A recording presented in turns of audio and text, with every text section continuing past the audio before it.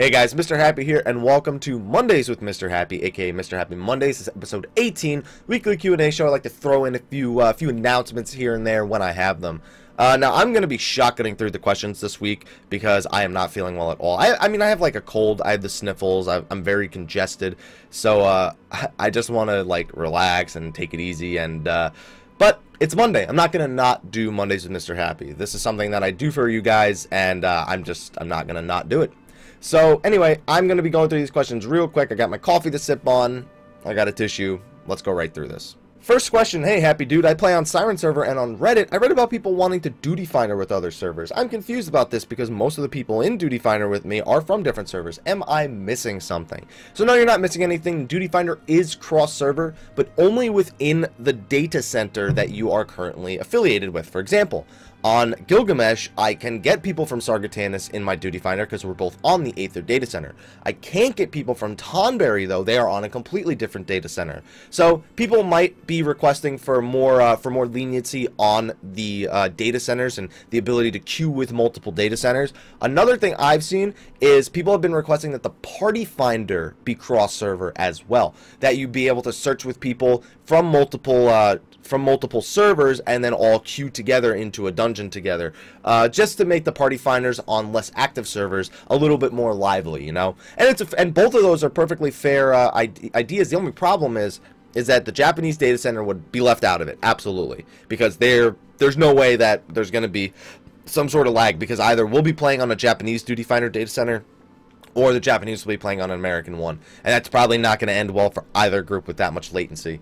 And then when the European data center comes out, they're going to have their own thing. So it's a matter of the location of the data centers. Yes, maybe all of North America, all of Europe, and all of Japan should be lugged together instead of on these separate data centers. But who knows? Maybe they have something like that planned for the future. Hopefully, we're just going to have to wait and see. Next question. Can you please explain the process of respecking a Novus, Nexus, and Zodiac weapon? I'm confused on the details. Like, for example, do I have to reobtain all 75 Alexandrite and remeld the materia? If so, which stage of the Relic upgrade questline would be easier for respecking? I'm working on my Novus right now, and I'm not sure if I like my current setup. So if you just want to get to the grind, I recommend just finishing your Novus with Poverty Melts. Don't like start sticking Piety on the Dragoon weapon, but don't be so worried about getting those tier 4 crit and determination. Try to throw in some accuracy there, just because they're cheap and it'll be easier to finish. As for the respecking, no, you don't need to get all 75 Alexandrite again. You'll basically get another Sphere Scroll, and it'll already have all the infusions done on it, or at least this is how I understand it, because I've never done it myself. You can remove the infusions one at a time, and then redo them one at a time. So if you wanted to get rid of 5 melds, for example, and place 5 new ones, you would need 5 Alexandrite in order to do that. So no, you don't need to do the Sphere Scroll from scratch again, and you can respec it while it's already a Zodiac weapon, the I-125. I recommend doing that. Get your Zodiac weapon all the way done, and then worry about respecking. You can do the daily quest for the Alexandrites while you're working on the other steps, and then just redo them on a day-to-day basis. You don't have to rush it all down, because let's be real, you have plenty of time to do all that quest line. So focus on finishing your Novus. Don't worry about getting the absolute best melds. Worry about it when you're on your Nexus or your Zodiac weapon, or your Ascended Zodiac quest line. Hey, Mr. Happy, first time asking a question. Thank you for asking your question.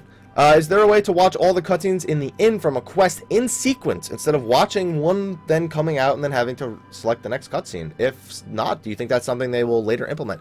That's something they don't have, and that's something they should absolutely implement. You should go to the official forums and post that right now, because that is a good idea. It's a very, very, very, very good idea. I like it. Thank you for asking that question, and hopefully they add it soon. But no, you can't do it right now. Alright, this is a pretty long question, but let's get to it. Hi, Mr. Happy. How do you feel about all the work and progression you're currently working on, all going to waste in a few months when Heaven's Word comes out? Of course, the primary purpose of progression is fun, thank you, but is it worrying or even a little heartbreaking knowing all the effort you've going through is going to be all for naught in just a few months, having to start from scratch again? No, it's pretty much the same way it is from patch to patch. I mean, patch 2.0 to 2.2, all my gear gets replaced. 2.2 to 2.4, all my gear was replaced. So 2.4 to 3.0, it'll be the same thing.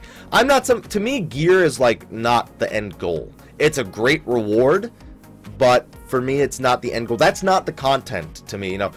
To me, the only games that where gear is the content is like Path of Exile or Diablo 3 or action RPGs, basically. But in this, it's like, oh, you mastered this fight, here's your reward. And I like that, because the one thing I have the most fun doing is mastering new fights. That is the thing I have the most fun doing. So I could care less about what item level it is, what gear level it is, if my gear's being replaced, if my gear is ever good in the first place, are the itemization from these things perfect. I like to work on a best in slot list, but that's not the end goal to me. I could care less, really, if I don't get drops for 6 months, as long as I'm having fun while I do it. You nailed that on pretty much on the head, where the progression is fun. That is what's fun to me. It's not my hard work was being replaced. It's a video game. Your hard work is always going to be replaced. When all that hard work you do in Call of Duty 2, in Call of Duty 4 got replaced in the next one. All the hard work people are putting into their characters in this Call of Duty going to be replaced in the next one. You know, all the hard work you put into your, I don't know, Mario Kart.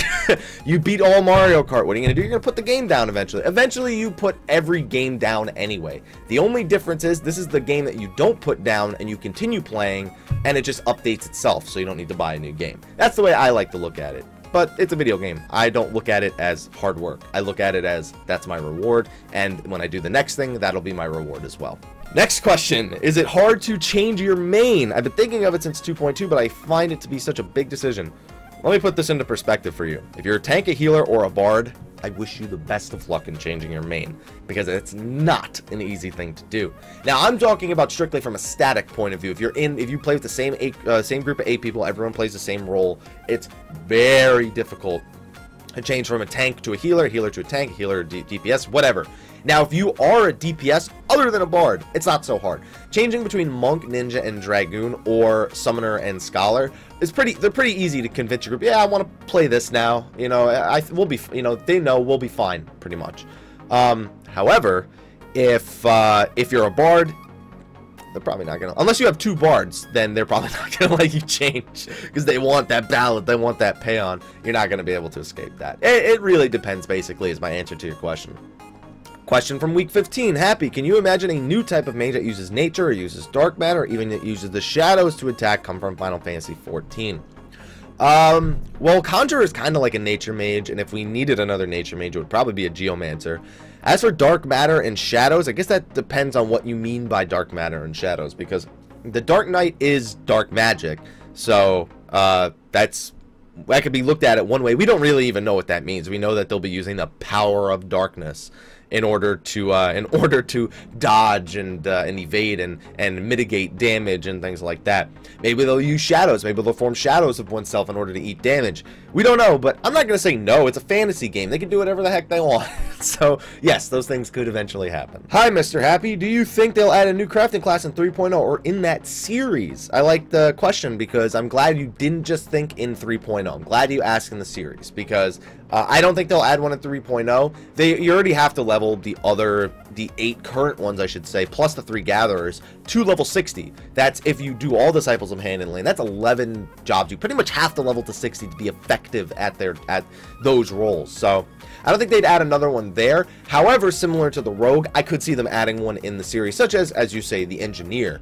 I think it would go well with some of the other jobs they may implement in the future. Engineer might be something I would see in 4.0 if the story goes where I think it's going to go, but that's a video for another time.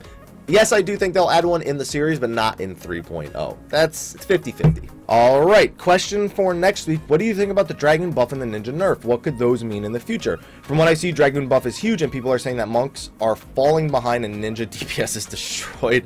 Do you think you will want Dragoon for DPS now, or Monk and Ninja? No. Monk is still the king of the DPS. Alright, here are the exact numbers. Ninja saw approximately a 1% decrease in DPS. I do about like 580 to 590 at best, so that's like 5 to close to 6 points of DPS. I'll live. Dragoons saw about a 6% increase. So if they were doing, for example, 500 before, they'll see a 6% increase on top of that. So they'll see about 30 points. That's pretty big. Now, I know people who have been seeing much bigger increases than 6%.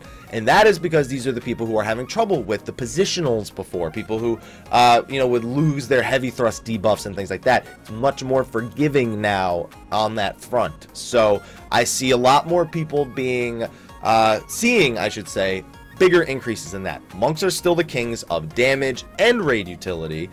Dragoons are now on par with ninjas, but offer no raid utility. And ninjas still offer goad and trick attack, which are pretty much unbeatable.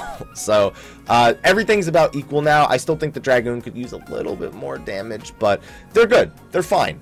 Bring them. If you have a friend who's like, oh, I don't know if I should play Monk or Dragoon, I really like Dragoon, tell them to play Dragoon. Who the heck cares? The only place you might have trouble with not having a Monk is turn 13, and at this point, it's not because your Dragoon is a liability, it's just because Dragon Kick is so good on turn 13. But, it's fine. And the TP nerfs to Ninja were so insignificant. Like, if you're playing your Ninja correctly, it was barely noticeable on any turn except maybe, like, 8 and 10. You wouldn't even notice it on 11, really. So, yeah, the nerfs really didn't do much of anything. Although I will say Mudra lag has been really, really bad since the patch, at least for me. I know some other people have been talking about it too, but just recently the Mudra lag has been horrible. Don't know why, probably because the Duty Finder is so flooded, but it's not that big of a deal. It's not as bad as the Doomsayers are making it seem. Alright, I'm going to put the cup of coffee down because I think like 3 questions in this video I've hit my pop filter, which I'm readjusting right now with the cup, so I'm going to just put it down over here. Anyway, next question. Hey, Happy, what do you think about people kicking newer players from the Dungeon Fighter out of Trials, Raids, aka Turn 5, Garuda Extreme, etc. for not knowing anything about the fight and being bad? I personally think it's wrong in that if no progress is being made, then it's better to just vote to abandon. But I've been hearing stories from newer members of my free company being kicked due to lack of knowledge. What's your take on it? That actually surprises me because people who are legitimately like, they know they can beat Garuda Extreme, like they know it's not an issue for them. Those people love having new people for the new player bonus. I love having new people in all of my duties, extreme primals, dungeons, doesn't matter what it is. I love them for their soldiery bonus. So the people that are kicking these people out are people that probably know the fights but aren't able to beat it or haven't been able to beat it thus far. So it actually surprises me to see people being kicked out of those things, but I'm not surprised. It's gonna happen. No matter who you are, it's a possibility of happening. I've seen it happen in WoW. I've seen it happen in 14. It can happen. That's the bottom line. As for being bad, I don't really know what to say about that because I guess that depends on the individual player. Yeah, I don't know. It's just I think it's wrong too. It's the Duty Finder. Like you should go into the Duty Finder with the idea that you're going to learn a fight. If you're going in for like turn 5 or extreme primals, you don't go in with the notion, all right, I'm gonna win. No, you go with the notion like, all right, 7 random people, let's see what we can do with this. That's the right mentality. But this is the internet. No one's gonna go into it with the right mentality. So I think it's lame. I think that the people that that are talking to you about this, you should probably help them out because otherwise they might just have to keep enduring this. One thing that they can do, I don't know what their gear is like, but if they're going in with really low HP numbers, even if they know the fight, even if they are a good player, going with low HP numbers is also a pretty big red flag to some people that you're probably going to get kicked. So I'd say ask them to get some more gear, take them through the fight a few times, and then if they want to do the Duty Finder with it later, then they have the option. So it's going to be difficult for them, but I think you will be the one to help them. Hey Happy, I think I have a good one for you. Do you feel as if Grand Companies are being underutilized thus far? It seems we haven't had any major upgrade or point for advancement in a very long time. Not only that, but a lot of the older gear and difficult to find sets would fit perfectly in the higher as of yet unreleased tiers of the particular Grand Companies. For example, the Battle Mage gear, the Divine Gear setup, up to the Dark Light, etc. How do you feel about it being effectively ignored as each patch is released? Well, the last time they tried to do something for the Grand Companies was Frontlines, and people went in an uprage about being separated from their friends, so that may be why they're treading lightly. They teased a higher Grand Company rank in the patch 2.4 notes by accident, so we don't know if that's coming in Heavensward, we don't know if that's coming in 2.5, but I think if you're looking for the Grand Company advancement to be super meaningful, unless they keep implementing it into PvP, I just don't see it happening. I mean, raids are always going to give the best gear. I think Grand Companies could give comparable gear. Obviously, the gear from them is like item level 55, but that was okay when the game first came out before you got your Dark Light gear. So maybe in the expansion, it'll be comparable at launch again, but that's really hard to say. They could really go wherever they want with it, but unless there's going to be something useful added to it, I don't see a point in advancing it any further, you know? So that's just my opinion. We'll see what they do with it. Next question. Yo, Happy, got a big question, bro. Alright, hopefully I have a big answer then. You are offering Happy logo shirts now. I heard you say in one of your videos they are limited time. How limited? Please say available till after Christmas, a little while. So they're available until January 1st. This is not the shirt you're buying, by the way. This is one I made like a year ago. The one that you're buying is of much higher quality. They'll be available till January 1st. That's pretty much all I can say. And then they'll probably ship and get to you by like the end of January, early February. So hopefully that answers your question. I didn't want to make them only available before Christmas because I know people are strapped on cash and they don't want to spend the money. So I figured make it available till after Christmas and then we'll be good to go. So hopefully that answers your question, and thanks for asking, and I hope you, and I'm glad that you're looking forward to buying one and supporting the YouTube and the stream and everything. I appreciate that. Next question. Hey, Happy, I'm currently in a final coil of Bahamut static that isn't meeting my standards, and I'm looking for a new one. I'm on a lesser populated server, so I'm looking at the forums at the bigger servers, but really no groups I'm looking to join hardcore are recruiting my role there. Do you think I would be a better shot just moving servers and putting up in the party finder that I'm looking for a static? It feels risky to know that it feels risky as I know I can at least clear turn 10 with my current group. I'd say make a post on the forums. Don't just look at the other free companies. Post on the Reddit recruitment forum. Post on the official forum on your server. Do things like that. Don't just move servers mindlessly because you might end up being worse off. That's so. I'd say just post your statistics up. Post what kind of group you're looking for, and if you can't find anything, then see, the thing is, as soon as you make those posts, there's a chance your static will notice, and that you'll end up moving servers. So they may not want to keep you around. That's the difficult part. Guildwork, official forums, and Reddit. Those are really the only places you're going to be able to look. And if you can't find anything, you may want to stick it out till you at least beat 10 or 11. So hopefully that helps you out. I'm sorry I don't really have like a super solid answer to that one, but hopefully that helps out a little bit. Alright, here's a question about eternal bonding. Hi, Mr. Happy. I was wondering about some privacy concerns regarding eternal bonding. When you marry someone, you need to have registered at the MOG station. My question is that if your partner will be able to see your personal information. No. Each person basically pays for their own wedding thing. You don't pay for... It's not like you both go to the MOG station and do it together. Like, you go to the MOG station, you buy your bracelet. They go to the MOG station, they buy the bracelet. Now you've both purchased your own bracelets, you go to the NPC and do the quest. It's not like you don't register as a couple. You register as two separate people. And they do that exactly for the reasons that you were concerned about. So no, there will not see your personal information at all. Do not worry about it. Alright, here is a good question about the Zodiac weapons again. For week 18, I have a question that's been bothering me for a while. I'm currently working on my Novus Relic bow, and I have to infuse 75 Alexandrite with stats. Right now, I got a few accuracy, det, and crit on the scroll, and I'm almost finished. Let's say my Novus bow is going to be 20 accuracy, 40 crit, and 15 determination. How are the stats carried over to the Nexus or the new Relic Yoichi bow? So here's how it works. When you have 75 maximum points you can infuse onto it, and when you increase the item level to Nexus and then again to Yoichi bow, it's going to increase based on how many melds you did. For example, for every stat other than determination and piety, I don't know about piety, but basically if you have half of the value, when you upgrade to the Nexus, it'll go up by 1 point. For example, let's say you had 22 accuracy. When you go up to the Nexus, you'll get 1 point. You'll get 23 accuracy.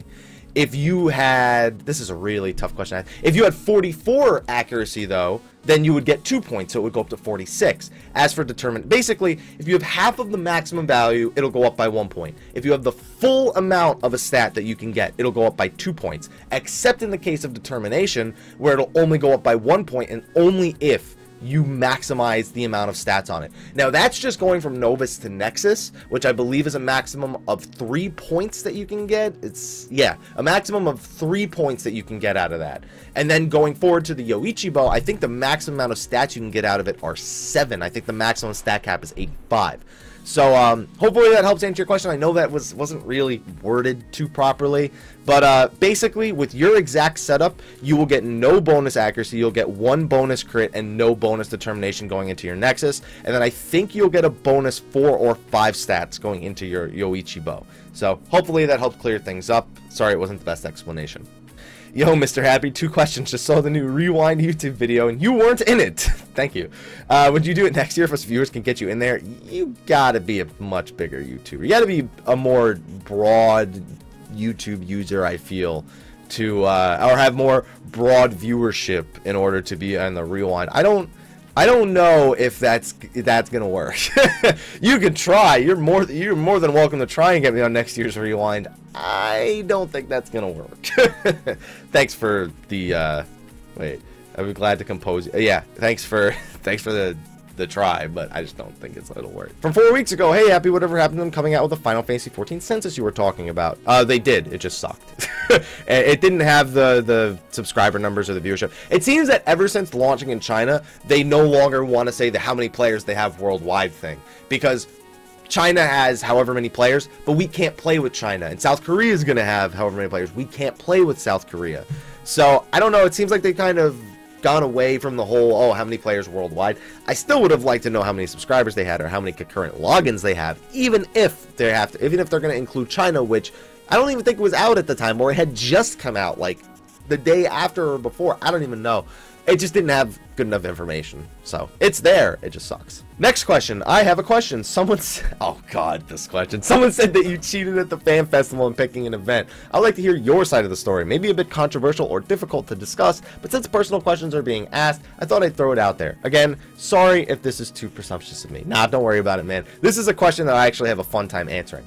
So, basically, here's Reddit's story. I was at the fan festival. I was doing the Extreme Primal Roulette, which is where you walk up to a set of computers, you spin a wheel, and whatever it lands on, you gotta fight. But it's, like, not just Extreme Primals. You can get, like, Moggle with no shirt, which is what I got. You can get full I-90 gear. You can get, like, 1 healer, 1 tank, all those kind of different things.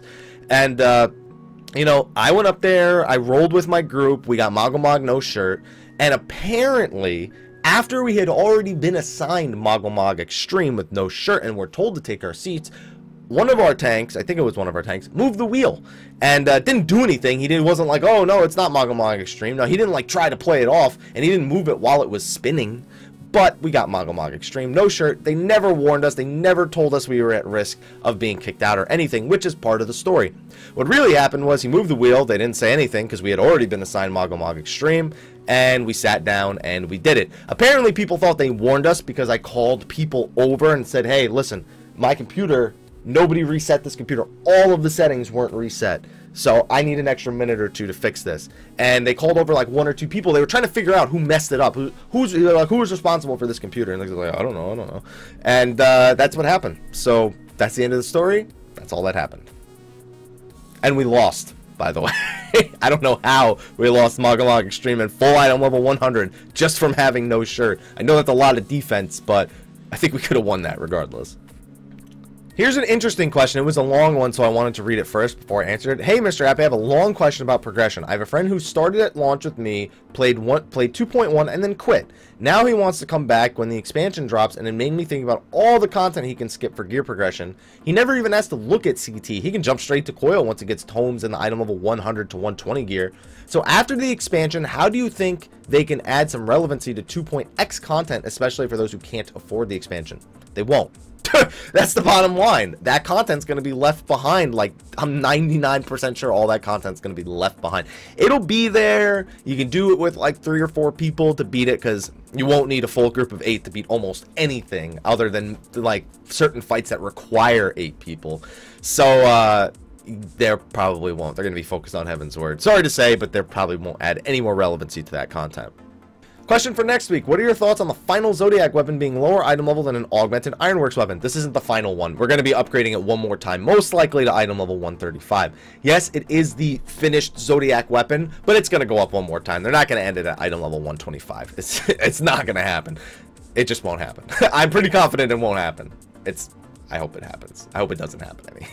Happy, I've asked this question before, so I will ask it again here. What does your family think, or your friends and family think about your career or hobby of playing loads of Final Fantasy and other games and making YouTube videos about them? Do you think you game too much or you improve your lifestyle? They don't really know what to think, because they don't understand it. You know, my family, you know, my mother and my father, they grew up in a time where the internet was just it barely existed yet. It was pretty much just used like in the government. And then as me and my sister were born, that's when the internet started becoming more of a commercial thing. And with the old computers and the floppy drives and everything.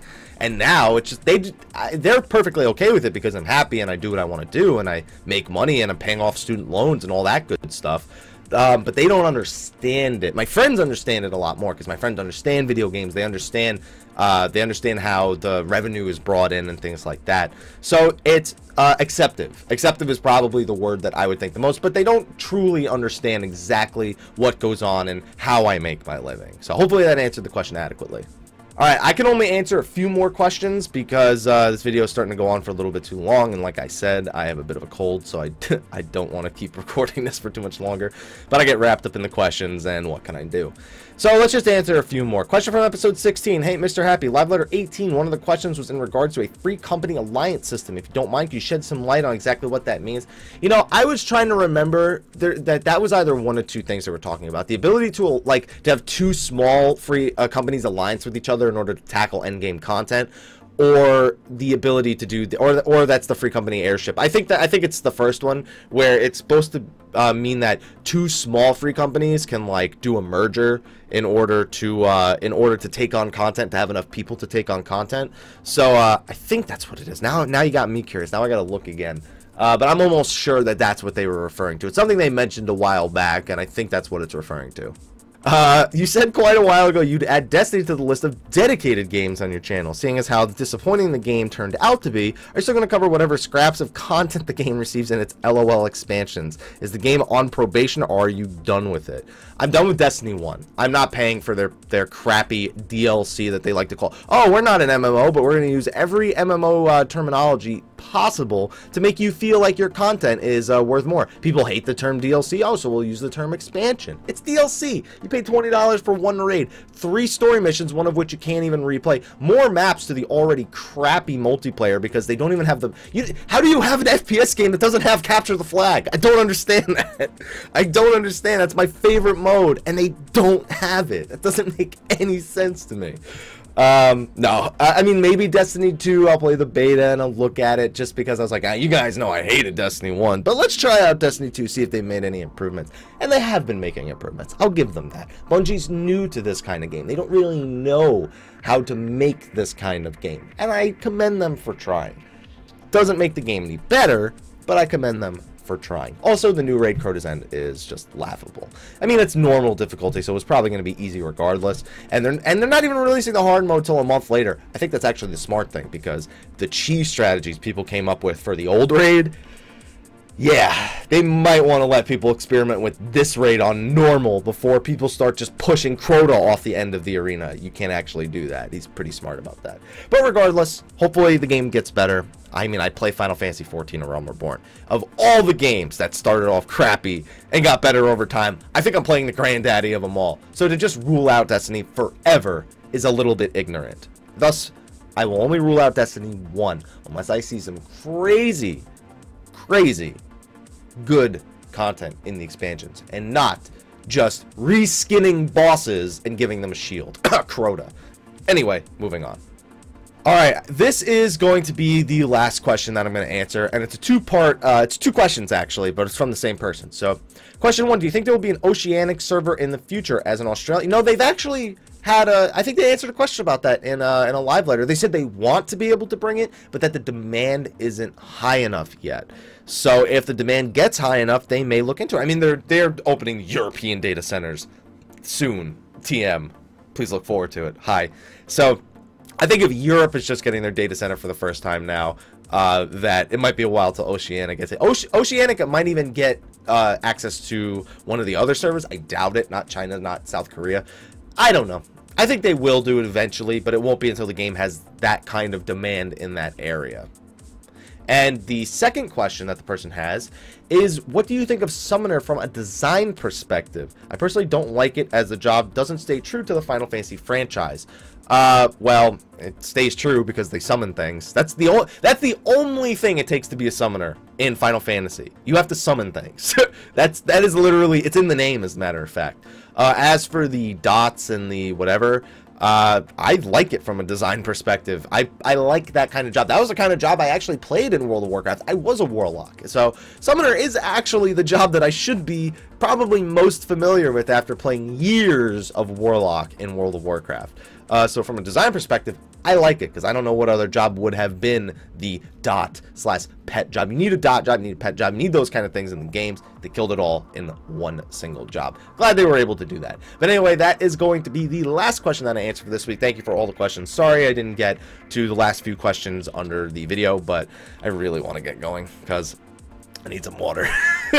Anyway, guys, thanks for asking your questions this week. Be sure to like, favorite, subscribe, and share. Be sure to ask questions for next week as well. With no questions, there is no Mondays with Mr. Happy. But anyway, guys, thanks for watching this video, and until next time, take care.